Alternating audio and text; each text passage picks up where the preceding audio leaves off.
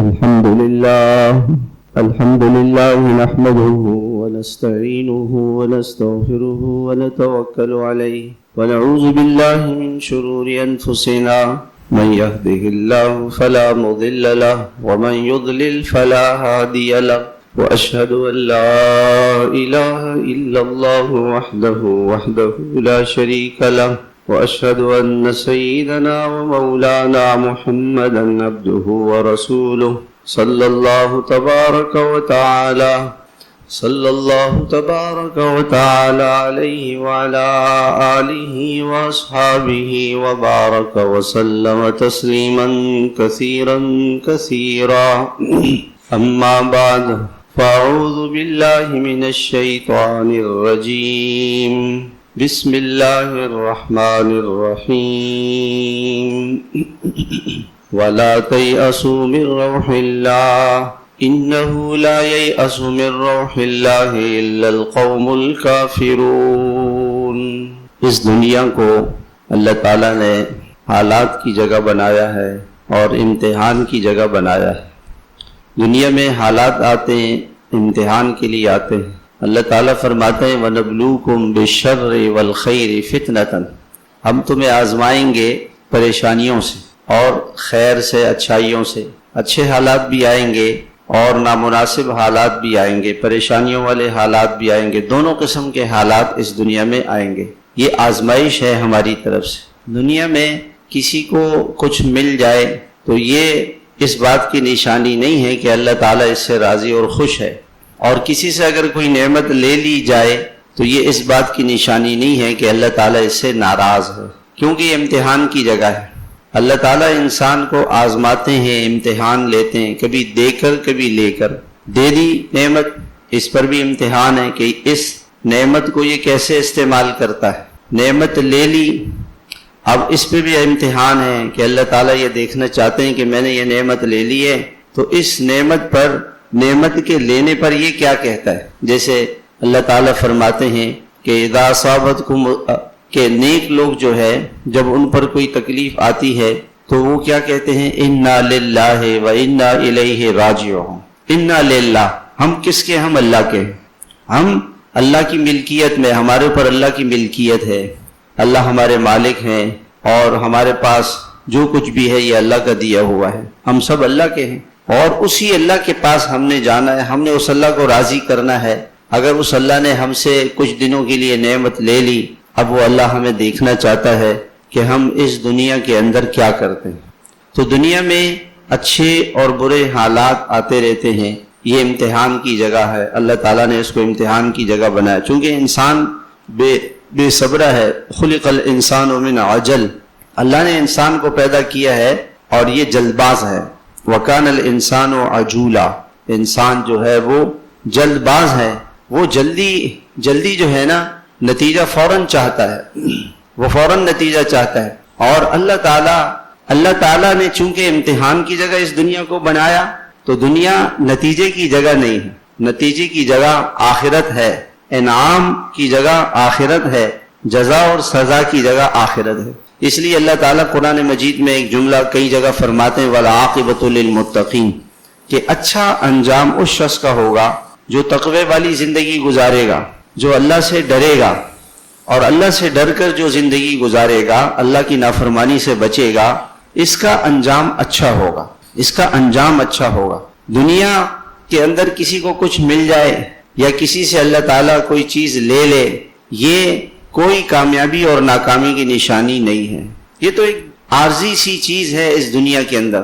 اللہ تعالیٰ نے دنیا کی چیزوں کو متاع فرمایا ہے، فما متاع الحیات الدنیا فی الآخرۃ الا قلیل، دنیا کی زندگی کا سامان آخرت کے مقابلے میں بہت تھوڑا سا ہے، اور آخرت کو بڑا فرمایا وَلَعَذَابُ الْآخِرَةِ أَكْبَرُ، آخرت کا عذاب بہت بڑا ہے، وَلَأَجْرُ الْآخِرَةِ أَكْبَرُ، آخرت کا ثواب اور اجر بہت بڑا ہے۔ دنیا بڑی چیز نہیں ہے، اس کی چیزیں بڑی نہیں ہیں، بڑی آخرت ہے۔ تو انسان اس دنیا کے اندر جب اس پر حالات آتے ہیں تو وہ حالات کی وجہ سے پریشان ہو جاتا ہے۔ اللہ کے نبی صلی اللہ علیہ وسلم جب تشریف لائے اس دنیا میں تو لوگ آپ کو صادق اور امین کہتے تھے کہ آپ سچے ہیں، امانت دار ہیں، آپ کی بڑی تعریف کرتے تھے، لیکن جب اللہ نے آپ کو نبی بنایا اور آپ نے نبوت کا اعلان کیا کہ میں اللہ کا نبی ہوں، تو میں اللہ کا پیغام سنانے آیا ہوں، تو انہوں نے آپ کو جھٹلایا کہ نہیں آپ تو جھوٹے، اور کہا کہ آپ جادوگر ہیں، ساحر، کذاب آپ کو فرمایا۔ کذاب کے معنی بہت زیادہ جھوٹ بولنے والا۔ وہ نبی جس نے پوری زندگی نبوت سے پہلے، بعد میں، پیدائش کے بعد کبھی اس نبی نے جھوٹ نہیں بولا، اور اس نبی نے کوئی کام ایسا نہیں کیا جس سے کسی کو نقصان پہنچے۔ ایسا نبی، اس نبی کو کیا کہا کہ آپ جھوٹے ہیں اور آپ جادوگر ہیں؟ اس نبی کو کہا تو اللہ کے نبی کو ان باتوں سے تکلیف ہوتی تھی، تو اللہ نے اپنے نبی کی تسلی کے لیے یہ آیتیں اتاری، وَلَقَدْ كُذِّبَتْ رُسُلٌ مِّن قَبْلِكَ، آپ سے پہلے رسولوں کو جھٹلایا گیا۔ صرف آپ نہیں ہیں، وَمَا يَأْتِيهِم مِّن رَّسُولٍ إِلَّا كَانُوا بِهِ يَسْتَهْزِئُونَ، کوئی بھی نبی ان کے پاس آیا تو یہ نبیوں کا مذاق اڑاتے تھے۔ نبیوں کا مذاق اڑانا، ان کو جھٹلانا، ان کی بات کو نہیں ماننا، اور ان کو تکلیفیں پہنچانا، اور ان کو دھمکیاں دینا، قتل کی دھمکیاں دینا۔ وقال فرعون ذرونی اقتل موسیٰ، فرعون نے کہا مجھے چھوڑو کہ میں موسیٰ علیہ السلام کو قتل کروں۔ ان کو دھمکیاں دی گئیں، قتل کرنے کی دھمکیاں دی گئیں، تو اللہ تعالیٰ نے اپنے نبی سے کیا کہا؟ فَصَبَرُوا عَلَىٰ مَا كُذِّبُوا، کہ نبی نے صبر کیا، نبیوں نے صبر کیا، آپ بھی صبر کریں۔ وَأُوذُوا، اور نبیوں کو تکلیفیں دی گئیں، دنیا میں نبیوں پر تکلیفیں آئی ہیں۔ حضرت عائشہ رضی اللہ تعالیٰ عنہ فرماتی ہیں کہ آپ صلی اللہ علیہ وسلم نے ارشاد فرمایا کہ مجھے تم میں سے ایک آدمی کو جتنا بخار ہوتا ہے مجھے اس سے دگنا بخار ہوتا ہے۔ دو آدمیوں کے انی اوعکو کما یوعکو رجلان منکم، مجھے ایسا بخار ہوتا ہے جیسے تم میں سے دو آدمیوں کو ہوتا ہے، دو آدمیوں کے بقدر مجھے بخار ہوتا ہے۔ یہ اللہ کے نبی نے فرمایا۔ اللہ کے نبی کو تکلیف زیادہ ہوتی تھی۔ حضرت عائشہ رضی اللہ تعالیٰ نے فرماتے کہ جب آپ کے وصال کا وقت تھا تو آپ علیہ السلام نے ایک کمبلی سی اوڑی ہوئی تھی، اور کبھی آپ اپنا منہ مبارک چھپا لیتے، سردی لگتی تو چھپا لیتے، پھر گھبراہٹ ہوتی تو ہٹا لیتے، اور ایک پیالہ پڑا ہوا تھا، اس پیالے میں آپ ہاتھ ڈالتے اور اپنے چہرے پہ پانی ملتے تاکہ آپ کی پریشانی دور ہو، اور آپ فرماتے ان للموت سکرات، ان للموت لسکرات، کہ موت سے پہلے تکلیف آتی ہے۔ حضرت عائشہ رضی اللہ تعالیٰ نے فرماتی ہے میں یہ سمجھتی تھی کہ موت سے پہلے انسان کو جو تکلیف آتی ہے یہ اس کے گناہوں کی سزا ہوتی ہے، لیکن ایسا نہیں ہے، چونکہ اللہ کے نبی تو پاک تھے، معصوم تھے، اور آپ پر کتنی تکلیف تھی آپ صلی اللہ علیہ وسلم کو انتقال سے پہلے، اس لیے یہ اللہ کی طرف سے تکلیف آتی ہے، اپنے نیک بندوں پر بھی آتی ہے، نیک بندوں پر بھی آتی ہے۔ اور اللہ کے نبی نے فرمایا الانبیاء اشد ابتلاء، سب سے زیادہ سخت امتحان اللہ تعالیٰ نبیوں کا لیتے ہیں، سب سے زیادہ سخت امتحان اللہ تعالیٰ نبیوں کا لیتے ہیں۔ ثم الامثل فالامثل، پھر جو نبی سے قریب ہو، پھر جو ان سے قریب ہو۔ دنیا میں جو اللہ کے محبوب ترین انسان ہوتے ہیں ان پر اللہ تعالیٰ کی طرف سے تکلیفیں آتی ہیں۔ جب ان پر آتی ہیں تو اگر ہم پر آ جائیں تو یہ کوئی بڑی چیز نہیں ہے، اللہ تعالیٰ نے اس لیے یہ بات ارشاد فرمائی ہے۔ اور یہ مکے کے کافر آپ کو تکلیفیں دیتے تھے، ایسی بات کرتے تھے جس سے آپ کو دکھ ہو، تو اللہ اپنے نبی کو تسلی دیتے تھے فاصبر علی ما یقولون، جو ایسی باتیں کرتے ہیں جو نامناسب ہیں، جن باتوں سے آپ کا دل دکھتا ہے، آپ ان باتوں پر صبر کریں۔ وَلَقَدْ نَعْلَمُ أَنَّكَ يَضِيقُ صَدْرُكَ بِمَا يَقُولُونَ، یہ ایسی بات کرتے ہیں جس سے آپ کا دل تنگ ہو جاتا ہے۔ نبی جی کا کتنا بڑا سینہ تھا اور کتنا بڑا دل تھا کہ مکی کے کافروں نے آپ کو کتنا ستایا، یہاں تک کہ جب آپ صلی اللہ علیہ وسلم طائف تشریف لے گئے، طائف میں آپ کو کتنی تکلیف پہنچائی گئی، پوری زندگی میں آپ کو سب سے زیادہ تکلیف طائف میں دی گئی۔ اس موقع پر بھی آپ صلی اللہ علیہ وسلم نے کافروں کے لیے بد دعا نہیں کی، اس موقع پر ایسے آپ کا دل تھا، ایسے آپ صبر کرنے والے تھے۔ 21 برس تک مکے کے کافر آپ کو ستاتے رہے، 13 سال مکے میں، پھر 8 سال مدینہ منورہ میں، 8 ہجری رمضان کے اندر مکہ فتح ہوا۔ 21 برس تک مکے کے کافر آپ کو تکلیفیں پہنچاتے رہے، آپ صبر کرتے رہے۔ جب آپ صلی اللہ علیہ وسلم غالب آ گئے اور فتح ہو گئی، آپ نے فرمایا کہ میں تم سے ایسا سلوک کروں گا جیسے یوسف علیہ السلام نے اپنے بھائیوں سے کیا تھا۔ یوسف علیہ السلام نے اپنے بھائیوں کو معاف کر دیا، میں بھی تمہیں معاف کرتا ہوں۔ ایسے اللہ کے نبی کا سینہ تھا. لیکن وہ نبی کا سینہ بھی تنگ ہو جاتا تھا لوگوں کی باتوں سے, لوگوں کی تکلیفوں کی وجہ سے اس نبی کو بھی تکلیف ہوتی تھی. تو یہ دنیا ہے, یہ دنیا کا جہان ہے. اللہ کے نبی صلی اللہ علیہ وسلم کو تقریباً 9 کلومیٹر تک مکے کے طائف کے کافروں نے دوڑایا. 9 کلومیٹر آپ طائف کے پہاڑوں کے اندر دوڑتے رہے. آپ صلی اللہ علیہ وسلم پتھر انہوں نے مارے, آپ کا جسم لہو لہان ہو گیا, خون نکلا اور آپ کی پنڈلیوں پہ خون بہنے لگا. آپ صلی اللہ علیہ وسلم کے جوتے مبارک خون سے بھر گئے اور آپ خون کے جاری ہونے کی وجہ سے بے ہوش ہو گئے. اللہ تعالیٰ سب دیکھ رہے تھے. یہ امتحان ہے, یہ دنیا ہے. اللہ کے نبی صلی اللہ علیہ وسلم کو احد میں کتنی تکلیف پہنچی. آپ کے 70 صحابہ کو شہید کیا گیا. آپ کے چچا حضرت حمزہ, وہ آپ کے رضائی بھائی بھی تھے, آپ کے دوست بھی تھے, آپ سے بڑی محبت کرتے تھے. آپ ان کو شہید کیا گیا اور کافروں نے ان کے ناک کو کاٹا, کان کو کاٹا, دل کو چیرا, کلیجے کو نکالا اور اس کو چبایا. اور آپ کی لاش ایسی جگہ پر تھی کہ سارے کافر وہاں سے دوڑتے ہوئے اپنے گھوڑوں کو دوڑا کے لے گئے اور آپ کا جسم مبارک بالکل قیمہ بن گیا. یہ اللہ کے نبی صلی اللہ علیہ وسلم کے چچا کے ساتھ ہوا. اور آپ علیہ الصلوۃ والسلام زخمی ہو گئے. کافر نے پتھر مارا, آپ کے ہونٹ مبارک پر لگا, آپ کا ہونٹ زخمی ہوا, 2 دندان مبارک ٹوٹ گئے. جو ایک کافر نے پیشانی پہ پتھر مارا جس سے آپ کی پیشانی لہو لہان ہو گئی. ایک کافر نے ادھر پتھر مارا جس کی وجہ سے وہ جو خوف تھا لوہے کا, اس کی کڑیاں چہرے مبارک میں چلی گئی اور آپ علیہ الصلوۃ والسلام کے چہرے مبارک سے خون بہنے لگا. آپ کے خون کا ایک قطرہ ساری دنیا سے زیادہ قیمتی ہے. وہ خون بہ رہا ہے اور اللہ دیکھ رہے ہیں, فرشتے دیکھ رہے ہیں. یہ امتحان ہے, یہ دنیا امتحان کی جگہ ہے. اس لیے آدمی مشکل حالات میں کبھی پریشان نہ ہو, مایوس نہ ہو, نا امید نہ ہو. کتنی ہی مشکل آ جائے مگر اس مشکل کا حل اللہ کے پاس ہے.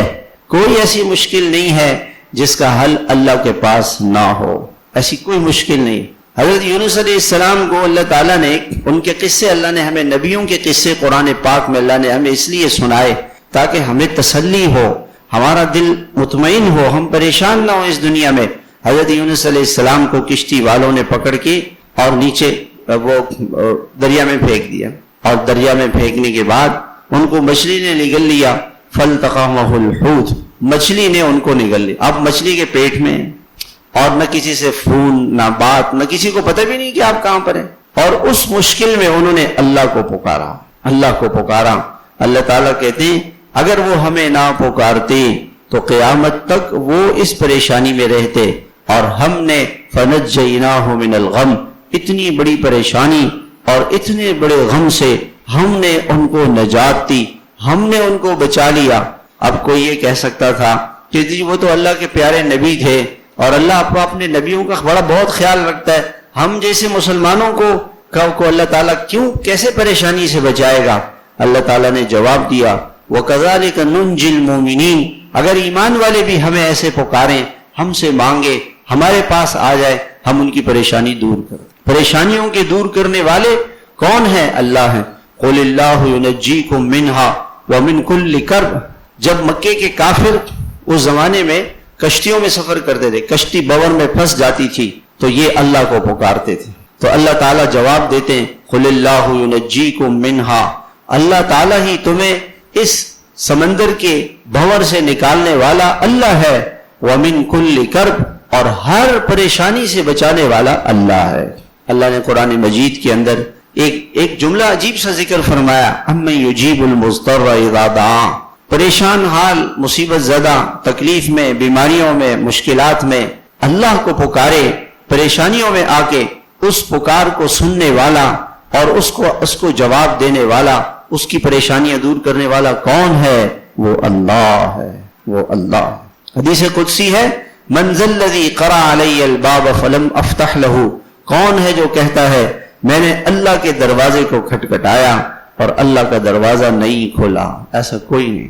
اللہ سے مانگے, اللہ سے نا امید نہ ہو. حضرت یوسف علیہ السلام کے بھائی ان کو لے گئے, کنویں میں پھینک دیا, اوپر سے پتھر پھینکا, اللہ نے جبریل امین کو بھیجا کہ ان کو بچاؤ. جبریل نے ان کو اندر کی طرف کر دیا، پتھر نیچے گر گیا، اس پتھر پر بیٹھ گئے، وہ پتھر ان کے لیے آرام کی جگہ بن گیا۔ وہاں سے نکالا قافلے نے، بھائیوں نے بیچا، مصر پہنچ گئے، اللہ نے شہزادہ بنا دیا، پھر اللہ تعالیٰ نے بادشاہ بنا دیا۔ اور اب یوسف علیہ السلام ماں باپ کی نظروں سے اوجھل ہیں، گھر سے دور ہیں، اور ان کے دوسرے بھائی گئے، یوسف علیہ السلام کے بھائی گئے ان سے ملنے کے لیے۔ جو ایک اور بھائی تھا اس کو بھی یوسف علیہ السلام نے روک لیا، بھائیوں کو پتہ نہیں تھا کہ یوسف علیہ السلام ہے۔ اب یہ بھائی آئے سارے کے سارے کہ ابا جی یوسف بھی گم ہو گئے، بھائی بھی گم ہو گیا۔ اور ایک اور بڑا بھائی تھا، اس نے کہا کہ اب اس بھائی کو بھی بادشاہ نے پکڑ لیا ہے تو میں بھی نہیں جاؤں گا۔ ایک بیٹا گم ہونے کے ساتھ 3 بیٹے گم ہو گئے، 3 بیٹے گم ہو گئے۔ حضرت یعقوب علیہ السلام اس موقع پہ کیا فرماتے ہیں؟ انما اشکو بثی وحزنی الی اللہ، میں اپنی تکلیف کو جو باہر نظر آ رہی ہے اور جو میرے دل میں ہے، میں اللہ سے فریاد کرتا ہوں، میں اپنی فریاد اللہ سے کرتا ہوں، اور میں اللہ سے نا امید نہیں ہوں۔ ولا تیأسوا من روح اللہ، اس موقع پہ فرمایا اللہ کی رحمت سے کبھی نا امید نہیں ہونا، اس لیے کہ کافر اللہ کی رحمت سے نا امید ہوتا ہے۔ کافر خودکشی کیوں کرتا ہے؟ اس کو آگے کچھ نظر نہیں آ رہا ہوتا ہے۔ جیسے انسان یہاں سے جاتا ہے، آگے دیکھے تو ایسا لگتا ہے جیسے آسمان نیچے آ گیا، راستہ بند ہے، لیکن وہ چلتا رہے تو راستہ کھلتا رہتا ہے، دنیا کے آخری کنارے تک پہنچ جاتا ہے۔ مومن کسی موقع پہ مایوس نہیں ہوتا۔ ولا تقنطوا من رحمت اللہ، اللہ کی رحمت سے کبھی نا امید نہیں ہونا، اللہ کی رحمت سے کبھی نا امید نہیں ہونا۔ انسان یہ سوچتا ہے کہ میں نے تو بہت گناہ کیے ہیں، پتہ نہیں میرے گناہ معاف ہوں گے کہ نہیں۔ اللہ نے خود فرمایا ان اللہ یغفر الذنوب جميعا، میں سارے گناہ معاف کر دوں گا۔ انسان یہ سوچتا ہے گناہ معاف ہو گئے، پھر ہم سے کوئی گناہ ہو جائیں گے، تو اللہ تعالیٰ نے پھر فرمایا انہ هو الغفور، میں پھر غفور ہوں، میرا نام ہے معاف کرنے والا۔ یا اللہ ہم سے پھر گناہ ہوں گے، اللہ نے آگے فرمایا رحیم، میری رحمت بہت زیادہ ہے۔ اللہ تعالیٰ نے اپنے عرش پہ لکھا ہوا ہے ان رحمتی غلبت علی غضبی، میری رحمت میرے غصے پر غالب ہے۔ دنیا میں میں سوچتا رہتا ہوں اللہ کے نافرمان بہت زیادہ ہیں، گناہ بہت زیادہ ہوتے ہیں، فجر کی نماز نہ پڑھنے والے بہت زیادہ، ظہر کی نماز پڑھنے والے کم، نماز نہ پڑھنے والے زیادہ، بے پردہ عورتیں زیادہ، زنا شراب زیادہ ہے، مگر اللہ نے اپنے عرش پہ لکھا ہوا ہے میری رحمت زیادہ ہے، میں رحیم ہوں، میں کریم ہوں۔ اس اللہ نے اپنا قرآن شروع کیا بسم اللہ الرحمن الرحیم، میں اللہ کے نام سے شروع کرتا ہوں جو رحمان ہے، جو رحیم ہے، نہایت رحم کرنے والا ہے، مہربان ہے، فضل والا ہے، کرم والا ہے۔ اور اس اللہ نے پہلی سورت میں الحمدللہ رب العالمین الرحمن الرحیم، الحمدللہ رب کا مطلب کیا ہے؟ وہ اللہ جو ساری کائنات کو اپنے خزانوں سے دیتا ہے، سب کو پالتا ہے، سب کی ضرورتیں پوری کرتا ہے، سب کے مسائل اور مشکلات کو حل کرتا ہے، وہ بڑا رحمان ہے، وہ بڑا رحیم ہے۔ صرف یہ نہیں کہا کہ وہ رحمان اور رحیم ہے، بلکہ رحمان کے معنی نہایت بہت ہی مہربان اور نہایت رحم کرنے والا نہیں، نہایت رحم کرنے والا، مہربان نہیں، انتہائی مہربان، یہ اس اللہ کی صفت ہے۔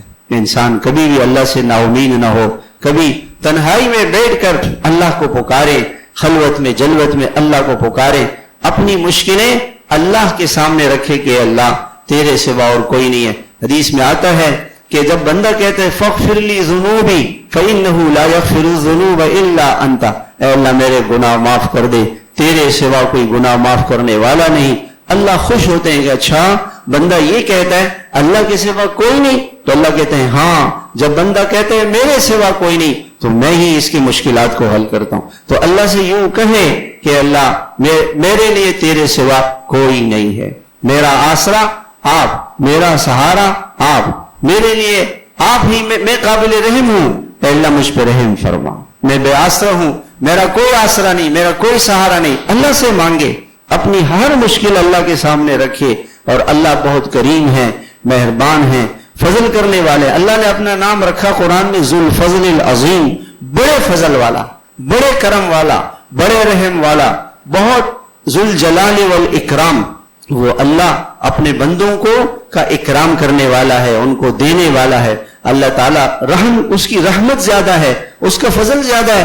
80% انسان دنیا میں کافر ہیں، اللہ ان کو پال رہا ہے، اللہ ان نافرمانوں کو دے رہا ہے. تو ہم تو مسلمان ہیں بھائی، اللہ سے کبھی نا امید نہ ہو، اس سے اس کی رحمت مانگے. اے رحیم رب ہم پہ رحم فرما، اے مہربان اللہ ہم پہ مہربانی فرما، اے کریم رب ہم پہ کرم فرما، اور اس کی رحمت ضرور آئے گی. اللہ ہم سب کو عمل کرنے کی توفیق عطا فرما. سنت